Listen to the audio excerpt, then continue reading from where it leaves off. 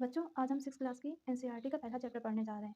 देखो इसमें क्या लिखा गया है। सूर्यास्त सूर्यास्त के बाद आकाश को देखना कितना अच्छा लगता है, ये बोला जा रहा है। अगर आप जब सूर्यास्त होता है, उसे जब सूर्य अंदर जा रहा हो बादलों के, तब उसे देखो तो कितना अच्छा लगता है, ये बताया गया है।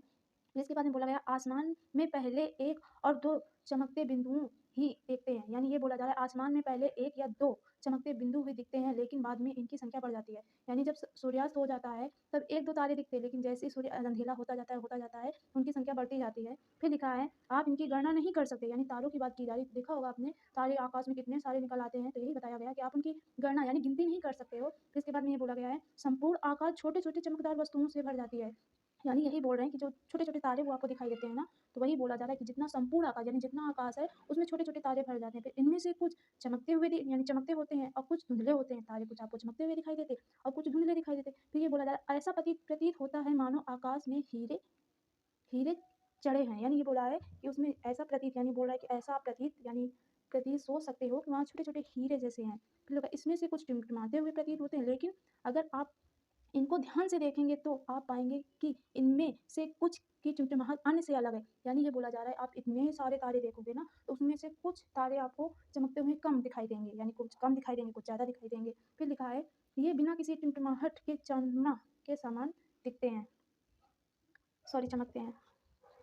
ये बोला इस देखो यहाँ से लगाकर बस इतना आपको ये बताया गया है कि जब हमारा सूर्यास्त हो जाता है, यानी सूर्य अस्त हो जाता है, तब यानी वहाँ कुछ छोटे-छोटे टिमटिमाते हुए आपको तारे दिखाई देते हैं और कुछ बहुत ज़्यादा आपको टिमटिमाते हुए तारे दिखाई देते हैं। तो यही बताया गया है कि आप कुछ टिमटिमाते हुए तारे दिखाई दे रहे हैं, कुछ नहीं दिखाई दे रहे हैं। तो यही इसमें बताया। इसके बाद आगे देखो क्या दिया गया है।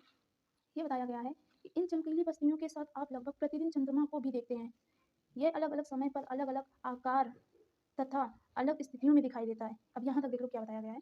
यहाँ तक आपको ये बताया गया है कि जो तारे होते हैं ना, यानी चमकीली वस्तुएँ, उन्हीं को बोला जा रहा है। चमकीली वस्तुएँ आप गेंद बॉल मत समझ लेना। जो तारे हैं, उनके बारे में बात किया जा रहा है कि जैसे चंद्रमा हो गया, वो भी अपना एक तारा है। तो यही बोला जा रहा है कि समय-समय पर जैसे ही समय निकलते जाता है, तो कहीं उनकी आकृति बदल जाती है। आकृति यानी साइज़ वो बदल जाता है और उनकी स्थिति यानी जहाँ पर वो रहते थे, दूसरी जगह रहने लगते, यानी घूम कर आ जाते। तो यही समझाया जा रहा है। इतने में यानी 2 लाइनों में यही बताया गया है। अब देखो यहाँ बोला गया है आप पूर्ण चंद्र को लगभग 1 महीने में 1 बार देख सकते हैं। ये बोला जा रहा है जो आपका चंद्रमा है ना, 1 महीने में सिर्फ़ जितना आपको ऐसे कटा हुआ चंद्रमा दिखाई देता होगा, लेकिन सिर्फ़ 1 महीने में आप बस 1 बार पूरा देख सकते हैं, जितना बड़ा होता है। मान लिया चंद्रमा गोला-गोला सा है। 1 मिनट मैं आपको समझा रही हूँ। हाँ, जैसे ये देखो, आपका ये चंद्रमा हो गया, ठीक है? सिर्फ़ 1 महीने में आपको 1 बार दिखाई देगा। नहीं तो आप देखते होगे हर महीने में कहीं आपको चंद्रमा ऐसा दिखाई देता होगा, कटा हुआ, कहीं ऐसा दिखाई देता होगा। तो ये बोला जा रहा है कि सिर्फ़ 1 महीने में आप इसे 1 बार पूरा देख सकते हो। जब आप इसे 1 बार पूरा देख सकते हो, तो उसे क्या बोला जाता है, ये बताया गया है। आप पूर्ण चंद्रमा को लगभग 1 महीने में 1 बार देख सकते हैं। यह पूर्ण चंद्रमा वाली रात यानी क्या बोला जाता है, पूर्ण चंद्रमा वाली रात नहीं तो पूर्णिमा होती है। जब हम जैसे 1 महीना का पूरा टाइम हो गया, ठीक है? 1 महीना का जब पूरा टाइम हो गया है, तो जब 1 महीना में 1 बार जब पूरा चंद्रमा निकलेगा, आपका पूरा चंद्रमा निकलेगा ना, सिर्फ़ 1 महीने में 1 बार, तो उसी को या फिर पूर्ण चंद्रमा वाली रात, पूर्ण यानी पूरा और पूर्णिमा बोलते हैं, ये बोला जाता है। फिर इसके बाद ये लिखा है 15 दिन के बाद आप इसे नहीं देख सकते हैं। 15 दिन के बाद जब यानी पूरा निकल गया है ना, तो फिर जब ये निकल गया पूरा, फिर इसके बाद में 15 दिन के बाद इसे आप पूर्ण चंद्रमा नहीं देख सकते हैं। 15 दिन तक आप चंद्रमा नहीं देख सकते हैं। जब 15 दिन के बाद चंद्रमा निकलता है, यह नए चंद्रमा की रात्रि या अमावस्या कहलाती है। जब 15 दिन के बाद यानी निकलेगा तो वो नए चंद्रमा की रात्रि ये बोला जाता है या फिर अमावस्या बोला जाता है। बच्चों, पक्का समझ में आ गया होगा। अब इसके बाद में लिखा है ऐसी रात में अलग आसमान साफ यानी ऐसी रात में अगर आसमान साफ है तो आप आसमान का अवलोकन अच्छी तरह से कर सकते हैं। हाँ, अगर आप रात में वीडियो देख रहे हैं ना, तो जितना आपको वो लग रहा है रात को देखो साफ एकदम से दिखाई देगा। फिर इसके बाद लिखा है क्या आपको इस बात पर आश्चर्य नहीं है कि हम दिन के समय चंद्रमा इन सभी छोटी-छोटी वस्तुओं को क्यों नहीं देख पाते हैं?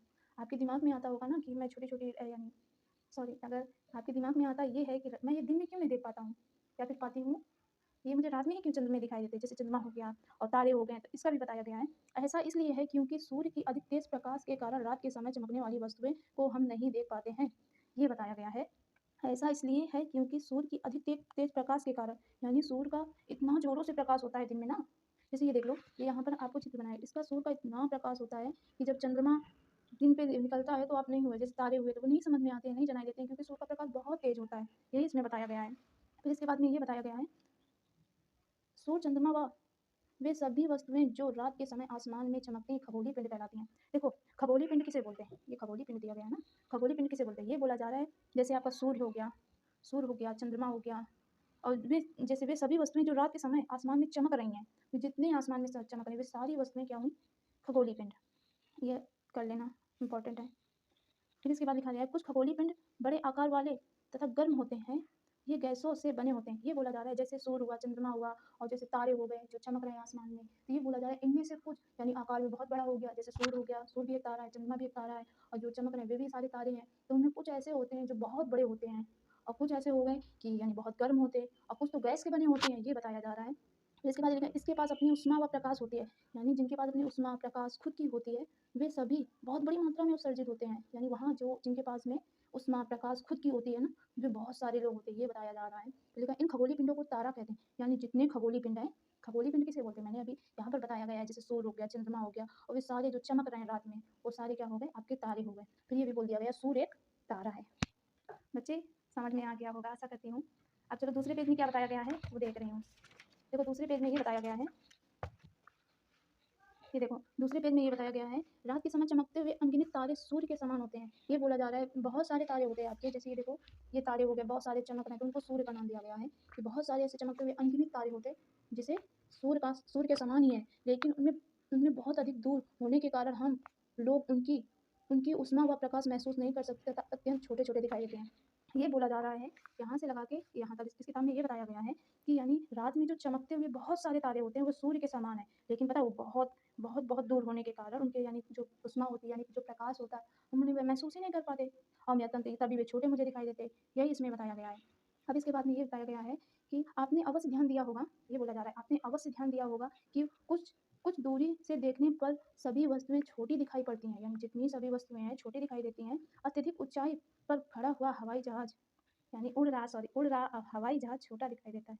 ये बोला जा रहा है जब हम जैसे ध्यान से देखें कोई चीज़ बहुत दूरी है, जैसे कोई कार हो गई, हम देखते दूरी बहुत छोटी दिखाई देती है, जैसे ही वो पास आता जाता हमको बड़ी दिखाई देती है। जैसे जहाज़ का इसमें जहाज़ का ऑप्शन दिया गया है, जहाज़ हवाई जहाज़ यानी आसमान में उड़ रहा है तो हमें कितना छोटा दिखाई देता है, तो यही बताया गया है। अब ये बताया गया है रात्रि के आसमान की ओर देखते समय आप तारों के विभिन्न समूह द्वारा बनाई गई विभिन्न आकृतियों को देख सकते हैं। ये बोला जा रहा है जैसे तारे हो गए, बहुत सारे नहीं तारे जब एक ही जगह इकट्ठे हो जाते हैं, तो ये बोला जा रहा है जब तारों का एक समूह बन जाता है, समूह से एक आकृति बन जाती है, आकृति यानी चित्र, उसमें एक चित्र बना जाता है, तो उसी को हम लोग नक्षत्र मंडल बोल देते हैं। उसी को हम लोग नक्षत्र मंडल बोल देते हैं। नक्षत्र मंडल इसमें एग्जाम्पल दिया गया है, मंडल है। देखो नक्षत्र मंडल किसे बोलते हैं? नक्षत्र मंडल उसे बोलते हैं जो रात्रि में आसमान में, जैसे रात्रि में आसमान में कोई आकृति, जैसे तारे हो गए, एक समूह बना के एक आकृति बना देती है, उसी को नक्षत्र मंडल बोल दिया जाता है। तो नक्षत्र मंडल बोल दिया जाता है। तो नक्षत्र मंडल के इसमें 2 एग्जाम्पल दिए गए हैं, जैसे अर्जा मेजर हो गया, बिग बेयर हो गया, ये एग्जाम्पल दिए गए हैं। इसी प्रकार के एक नक्षत्र मंडल है। बहुत आसानी से पहचान में आने वाले नक्षत्र मंडल हैं, जिसे सप्तऋषि या फिर सप्ततार, सात ऋषि सत ये बोलते हैं। यानी बहुत आसानी से पहचाना जा सकता है। नहीं जैसे हम लोग बोलते थे ध्रुव तारा, उसी को हम लोग सप्तऋषि तारा बोलते हैं। 7 तारों का एक समूह है। ये बोला जा रहा है सप्त, ये नहीं लिखा है सप्त सात, 7 तारों का एक समूह, उसी को हम लोग सप्तऋषि बोलते हैं या फिर ऋषि सत बोलते हैं। ये लिखा है यह 7 तारों का एक समूह है जो कि नक्षत्र मंडल अर्जा मेजर का भाग है। ये बोला जा रहा है मान लिया ये अर्जा मेजर है, ये कोई अर्जा मेजर है, ऐसा नहीं होगा पर तारों का बना होगा, ये भी यहाँ तारा बनेगा, ये भी यहाँ तारा बनेगा, यहाँ भी, यानी इसके चारों साइड तारा बनकर एक आकृति की तरह बना देगा। इसी के अंदर 7 तारे होंगे, उसी का 7 तारों को बोल देते क्या? अर्जा मेजर। उसी 7 तारों को सॉरी क्या बोलते हैं हम लोग? ध्रुव तारा। सप्तऋषि 7 तारों का समूह, ये हो गया 7 तारों का समूह, ऐसे 7 तारों का समूह बोल दिया जाता है। तभी बोला अर्जा मेजर का एक भाग है, इसी के अंदर एक कहीं पर ये कहीं आकृति बनती होगी सॉरी ये कहीं भाग होता होगा। अब इसके बाद ये बताया गया है अपने परिवार या पड़ोस के किसी बड़े व्यक्ति से कहिए कि वह आपको आसमान की ओर अधिक तारे और ग्रहों नक्षत्र मंडलों को दिखाए। ये बोला गया आपकी अगर दादी हो कोई भी हो उनसे आप बोलो कि दादी तारा कौन है, ग्रह कौन है, इसमें नक्षत्र यानी नव मंडल कौन कौन से हैं ये बताए। अच्छा बता नक्षत्र मंडल किसे हम लोगों ने बताया था? नक्षत्र मंडल जो रात में एक तारों की आकृति बन जाती है उसी को हम लोग नक्षत्र मंडल बोलते हैं, समझे? अब फिर नक्षत्र मंडल में यानी अर्जा मेजर हो गया, बिग बेयर हो गया, और अर्जा मेजर के अंदर क्या आता है? सप्तऋषि का जो 7 तारों का समूह है, आ गया ना। अब एक बाद ये दिया गया है प्राचीन समय में लोग रात्रि में दिशा का निर्धारण तारों की सहायता से करते थे। ये बोला गया जैसे पहले के ज़माने में हम लोग यानी ये बोलते थे कि जैसे जो जंगलों में लोग रहते थे वो कैसे यानी कहाँ जाते थे, कैसे उन्हें पता चलेगा मुझे उत्तर जाना है या फिर दक्षिण जाना है, पूर्व पश्चिम कहाँ हमें जाना है, तो वो तारों की सहायता में प्राचीन यानी पुराने समय में, यहाँ पर पुराने समय में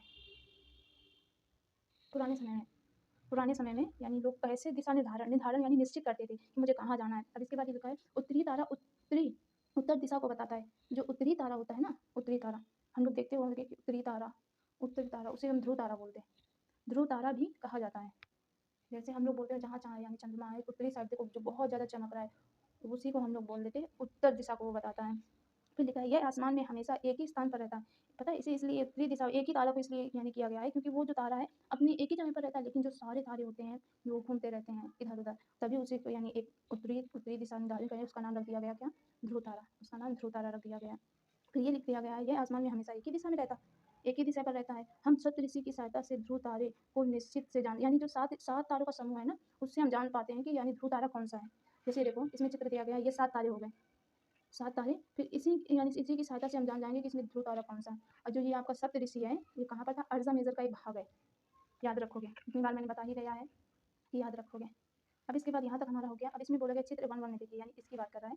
इसकी देखिए ये जो दिया गया है, हमने देख लिया। फिर यदि सप्तऋषि मंडल के संकेत तारों को आपस में मिलाते हुए एक काल्पनिक रेखा खींची जाए, तो उसे आगे की ओर बढ़ाया जाए तो वह ध्रुव तारे की ओर इंगित करेगा। ये बोला जा रहा है कि यानी इनको ऐसे मिलाते हुए ऐसे काल्पनिक रेखा उसे बोलते हैं जो दिखाई नहीं देती है। आप ऐसे ही यानी मान लो।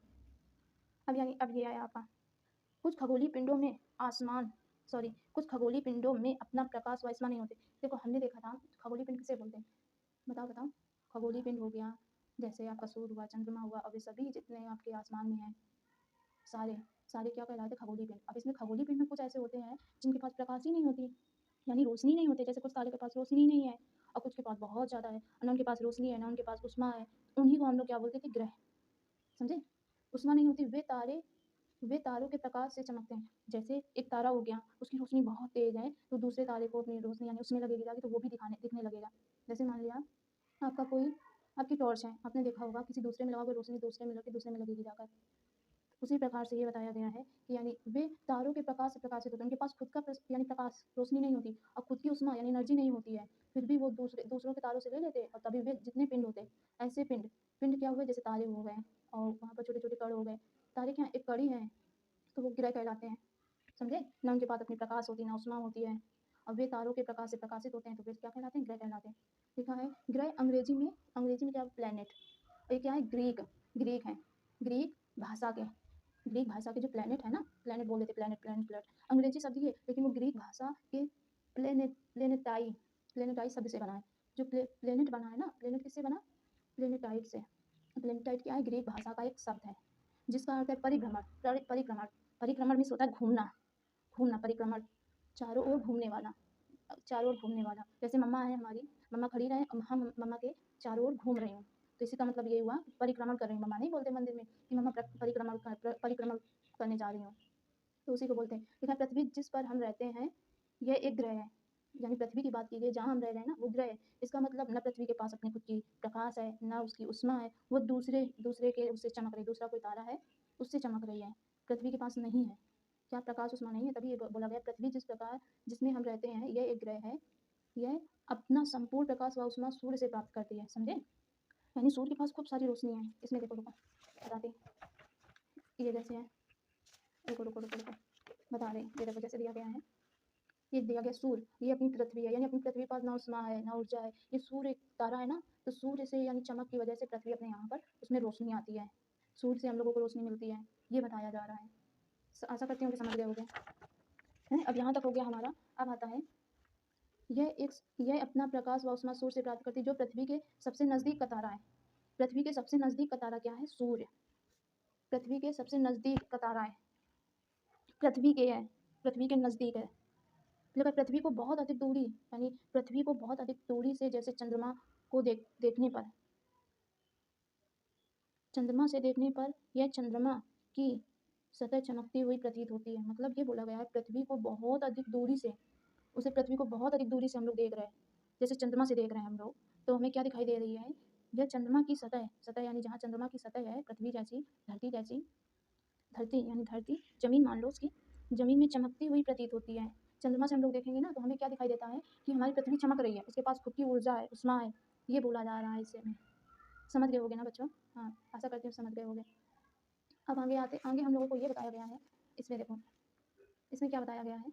ये बताया गया है कि ये देखो सूर्य हो गया, सूर्य से हमारा कौन सा है? बुध है, जिसे हम लोग मरकरी बोलते हैं। सूर्य से कितना 8 यानी 58 मिलियन दूर है, यानी 1 मिलियन में 10 लाख होता है, तो यानी कितना हो जाएगा 580 लाख, 580 लाख दूर है बुध। फिर इसके बाद आपका शुक्र आएगा, फिर आपका यानी पृथ्वी आएगी, फिर मंगल आएगा, फिर आपका ये यानी क्षुद्र क्षुद्र ग्रह, ग्रह किसे बोलते हैं ना, ग्रह ये भी छोटे-छोटे कण हैं, ना इनके पास अपनी खुद की ऊष्मा है, ना खुद की ऊष्मा है, ना प्रकाश है, बस सूर्य के चारों ओर घूम रहे हैं। तब से क्षुद्र ग्रह की पट्टी बोला गया है। फिर आपका आता है क्या, आपका आता है बृहस्पति आता है, फिर इसके बाद में आपका शनि आता है, ये आपका यूरेनस आता है, फिर ये छोटा-सा आपका ये यहाँ पर क्या दिया गया है, नेपच्यून, नेपच्यून जिसे इसे अरुण-वरुण बोलते हैं। अब इसमें ये बताया गया, बुध के बारे में बताया गया है कि सूर्य के चारों ओर एक परिक्रमण 88 दिन में लगाती है, और इसका घूर्णन यानी 88 दिन में सूर्य की ओर चारों चक्कर लगाती है, लेकिन घूर्णन यानी अपने अक्ष में, अपने यहाँ अपने अपने अपने अक्ष पर वो खुद ही सिर्फ यानी 58 59 डेज में घूमती है अपने अक्ष में। और फिर शुक्र के बारे में बताया गया, सूर्य की ओर चारों ओर करती है परिक्रमा कितने 255 दिन में, और अपने अक्ष में 200, यही आप पढ़ लेना, इसमें किताब में दिया गया है। ये बोला गया है ये जितने हैं ये सारे चट्टानों से बने हैं टूट टूट कर, और ये यहाँ के बृहस्पति हो गया, शनि हो गया, और यूरेनस नेपच्यून ये सारे किसी गैस से बने हैं, गैस के तरह पदार्थ के बने हैं। कर लेना, अच्छा है ऑप्शन है। अब इसके बाद आता है हमारा, आगे आ जाओ, ये यहाँ पर देख लो, ये बोला कि आप जानते हैं, नहीं भैया मैं बिल्कुल नहीं जानती, आप बता दो ना। ये लिखा है पौराणिक रोमन कहानियों में सौल सूर्य के देवता को कहा जाता था, यानी ये बोला जाता है जो पौराणिक रोमन कहानियाँ थी, जैसे हमारी दादी दादी लोग हो गई पुराने जमाने वाली, वो सब लोग जो सूर्य होता था ना उस सूर्य के देवता को बोलते थे। तो लिखा है सौर शब्द का अर्थ सूर्य से संबंधित है, ये बोल दिया जो सौर है ना, एक तो सोल हो गया, सोल सूर्य का देवता, और सौर्य सौर सूर्य से संबंधित था। तो लिखा है इसलिए सूर्य के परिवार को सौर मंडल बोलते हैं। अच्छा अब समझे सौर मंडल किसे बोलते हैं, यानी सूर्य के परिवार, सूर्य का जैसे सूर्य ये हो गया, और सूर्य के आसपास जितने सारे ग्रह घूम रहे हैं ये, ठीक है, ये सारे सौर मंडल कहलाते हैं, सूर्य का परिवार इन्हें बोलते हैं। अरे या ये ये जितना है ना, ये आपका दिया गया है, ये सारा क्या है, सूर्य का परिवार।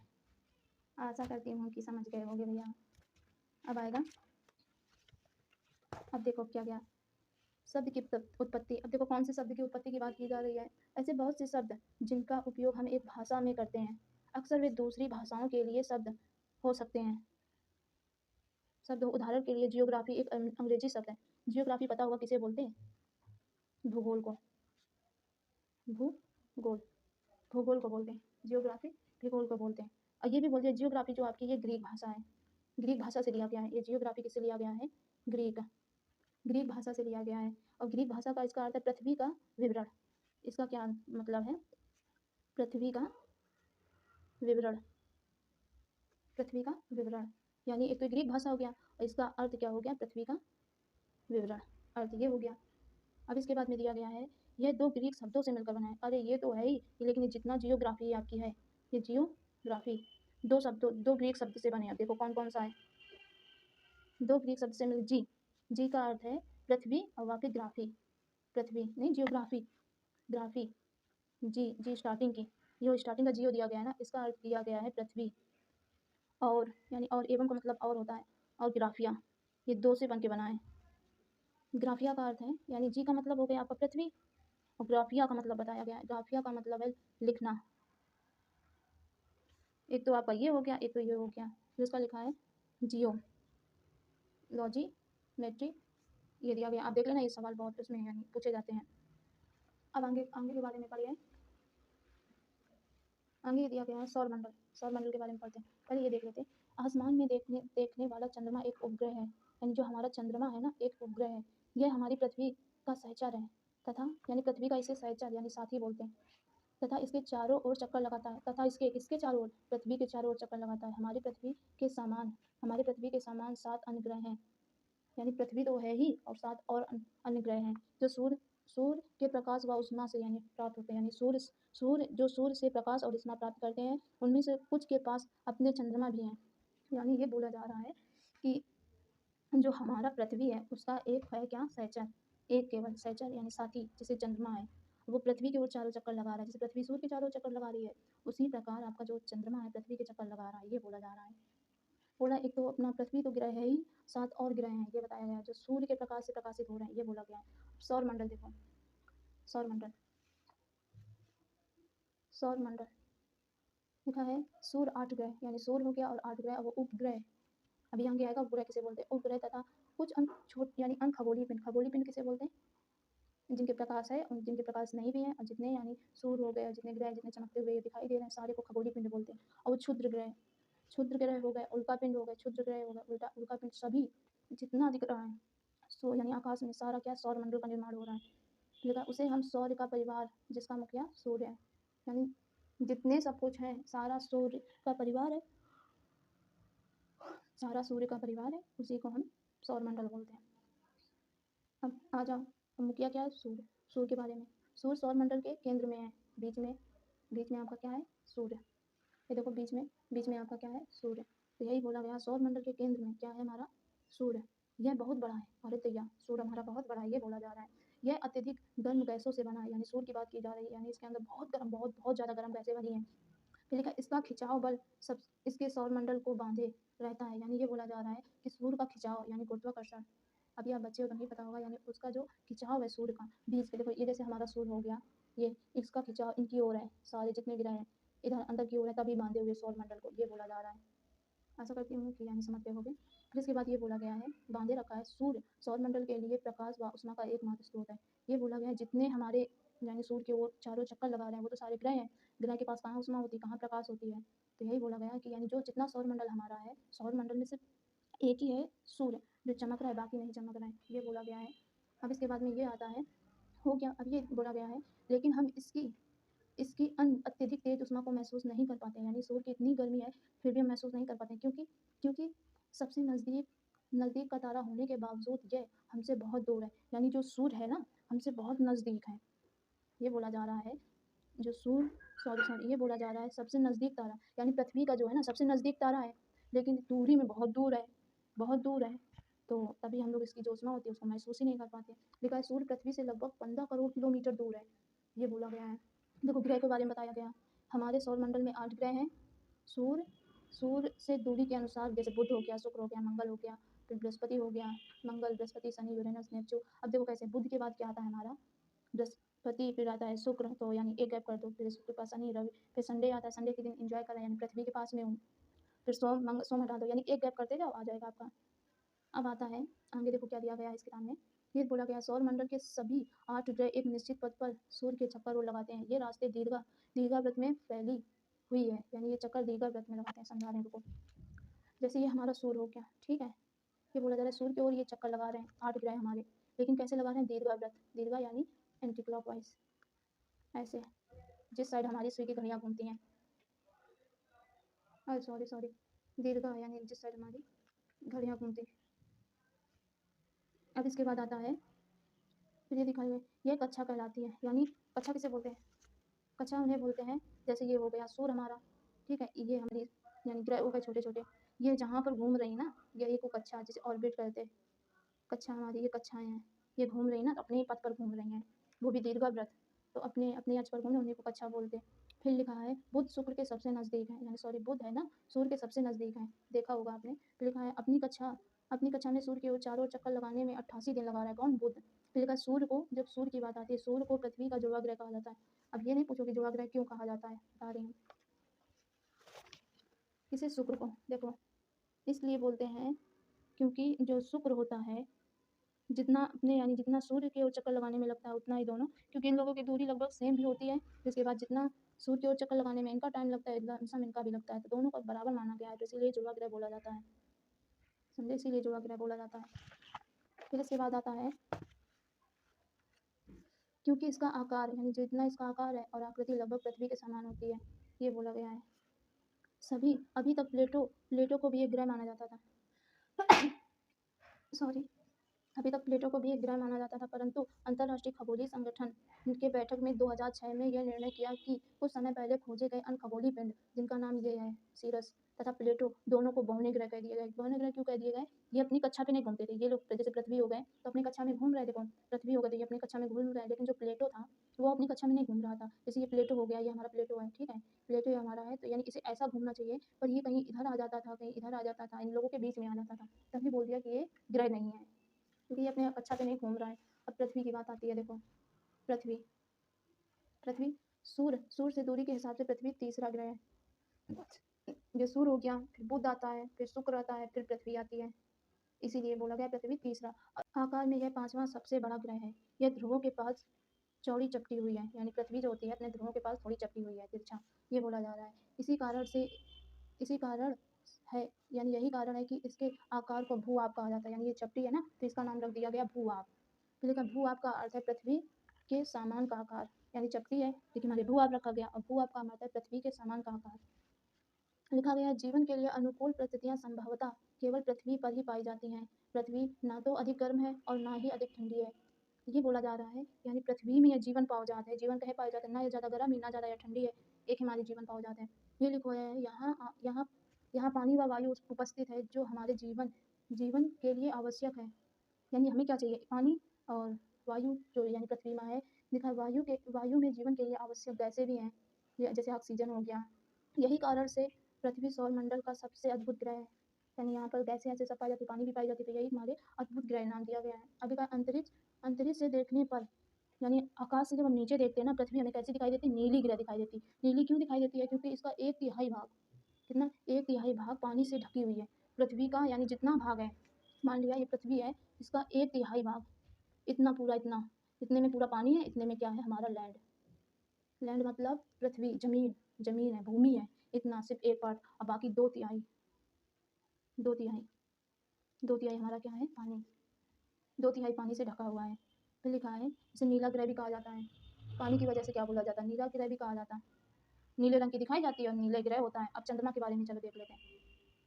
आशा करते हैं कि समझ में आ रहा होगा, बस खत्म होने वाला है, थोड़ा बाकी है। चंद्रमा, हमारी पृथ्वी के पास केवल एक उपग्रह है, चंद्रमा। इसका व्यास पृथ्वी के समान, पृथ्वी यानी जो चंद्रमा है ना, चंद्रमा पृथ्वी का व्यास केवल एक चौथाई है। पृथ्वी के व्यास से यानी पृथ्वी का जितना भाग है उसका एक चौथाई क्या है, चंद्रमा का भाग। एक चौथाई का मतलब ये हुआ, जैसे हमारा पृथ्वी हो गई, इसका एक पार्ट इतना, ये चंद्रमा है इतना बड़ा, ये बोला जा रहा है एक चौथाई है ना, चार भागों में एक है। इतना बड़ा इसलिए प्रतीत होता है क्योंकि यह हमारे ग्रह ग्रह से अन्य खगोलीय पिंडों की अपेक्षा नज़दीक है। यानी जितने उपग्रह हैं उनसे यानी नज़दीक है पृथ्वी के, इसीलिए बड़ा दिखाई देता है, ये बोला जा रहा है। लेकिन सबसे नज़दीक कौन है, सूर्य। सूर्य का सबसे नज़दीक तारा है। फिर इसके बाद ये बोला गया है कि ये लिखा है यह हमसे लगभग 3,84,400 किलोमीटर दूर है। कौन, चंद्रमा। फिर लिखा है आप जब यानी अब आप पृथ्वी से सूर्य की दूरी गणना कर सकते हो। जब देखो ये बोल दिया गया आपको कि यानी चंद्रमा इतनी दूरी है, पृथ्वी इतनी दूरी है, तो बताओ कितना होगा। देखो उपग्रह के बारे में बताया गया है, आपको पता होगा उपग्रह किसे बोलते हैं। उपग्रह एक खगोलीय पिंड है।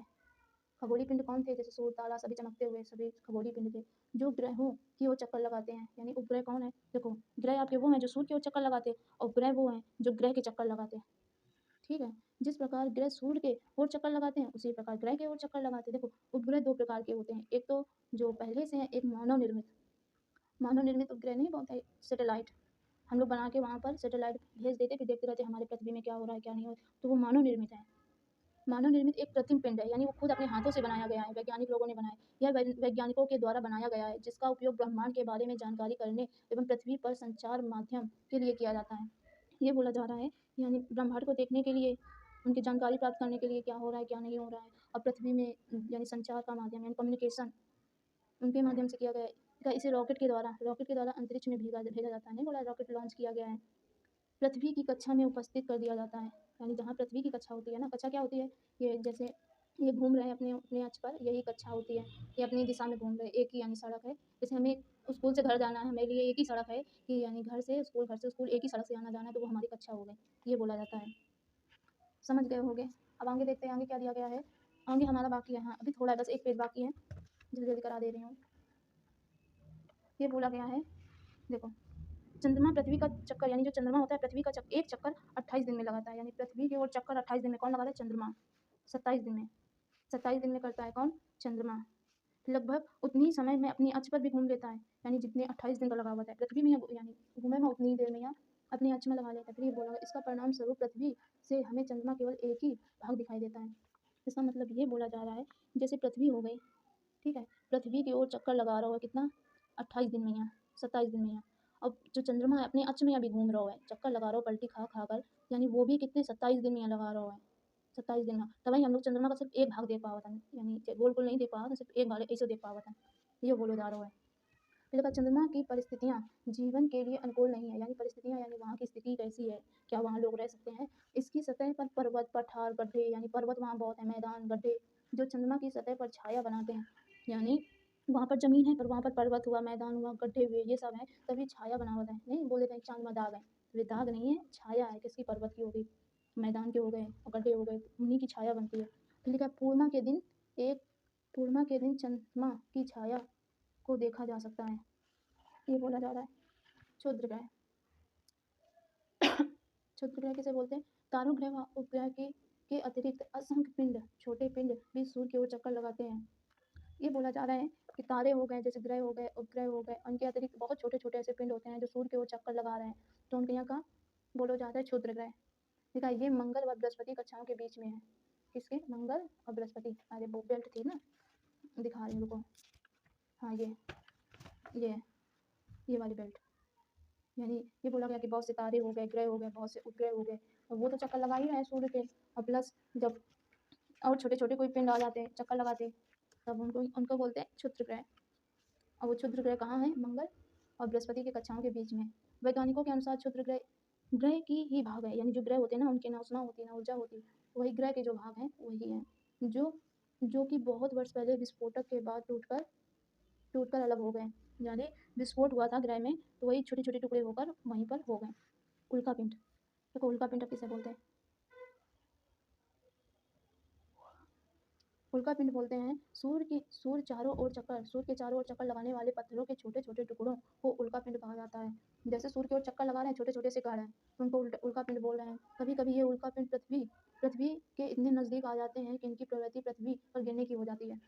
ये बोला जा रहा है कि सूर्य की ओर छोटे-छोटे जो कण होते हैं, पत्थर जैसे, ये जैसे दिया गया है, ये सूर्य की ओर चक्कर लगा रहे हैं, कभी-कभी अपनी कक्षा से यानी विचलित हो जाते हैं, तो ये पृथ्वी पर गिरने की प्रवृत्ति यानी पृथ्वी पर गिरने की संभावना होती है। जब पृथ्वी पर गिरते हैं, तो इस प्रक्रिया के दौरान वायु के साथ घर्षण यानी घिस जाते हैं। पृथ्वी जो है ना, अपने पृथ्वी से घिसट है, होने के कारण ये गर्म होकर जल जाते हैं। जैसे पृथ्वी पर आया कोई इतना बड़ा पत्थर, मान लो इतना बड़ा पत्थर, ठीक है? इतना बड़ा पत्थर अपनी पृथ्वी पर गिर रहा हो, तो हम जब घर्षण हुई है, तो कुछ तो जल जाते हैं पृथ्वी में या पृथ्वी की सतह पर, और कुछ तो नहीं जलाते हैं, और जो कुछ नहीं जलाते हैं, तो उनको बोला गया है, जब जन्नत नहीं है, तो फलस्वरूप चमकदार प्रकाश उत्पन्न होता है। यानी जब पृथ्वी पर भी गिरत है आके ना, तो वो जलत है, तो वहीं प्रकाश सा उत्पन्न होता है।